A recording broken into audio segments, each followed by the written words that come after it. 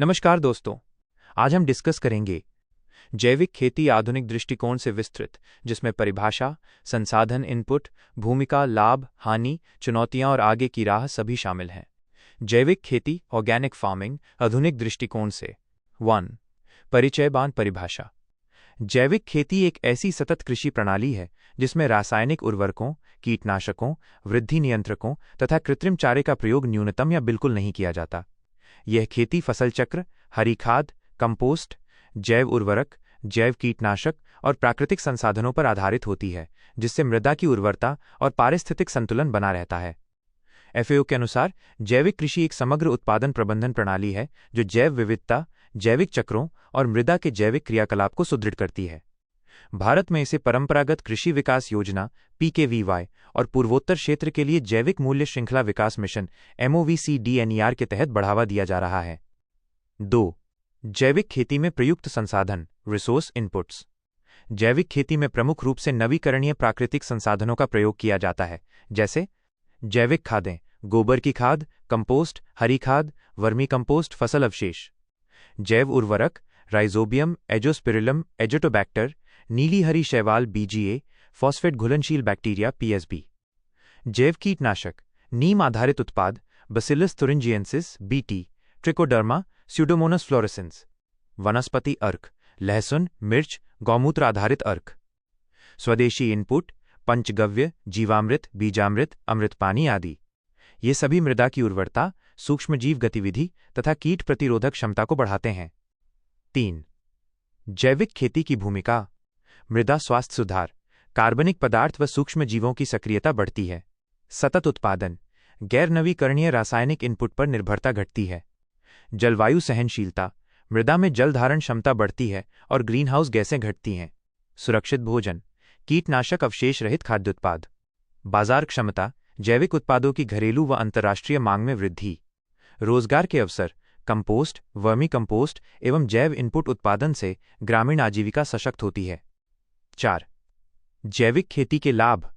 पर्यावरणीय लाभ, मृदा, जल व वायु प्रदूषण कम होता है और जैव विविधता बढ़ती है।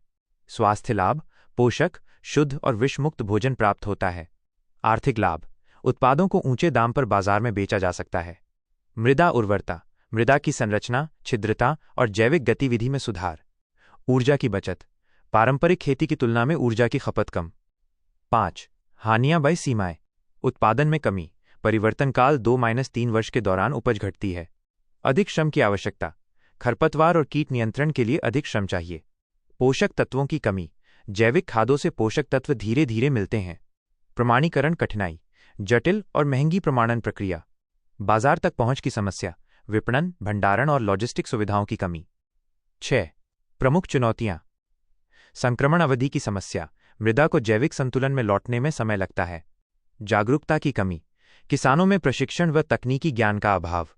जैविक इनपुट की सीमित उपलब्धता, उच्च लागत और असंगठित आपूर्ति। प्रमाणीकरण व ट्रेसेबिलिटी की जटिलता। बाजार विखंडन, एकीकृत विपणन और ब्रांडिंग का अभाव। अनुसंधान की कमी, क्षेत्र विशिष्ट जैविक तकनीकों पर कम कार्य। 7. सरकारी पहलें। परंपरागत कृषि विकास योजना PKVY- समूह आधारित जैविक खेती को बढ़ावा। MOVCDNER पूर्वोत्तर राज्यों में जैविक मूल्य श्रृंखला विकास।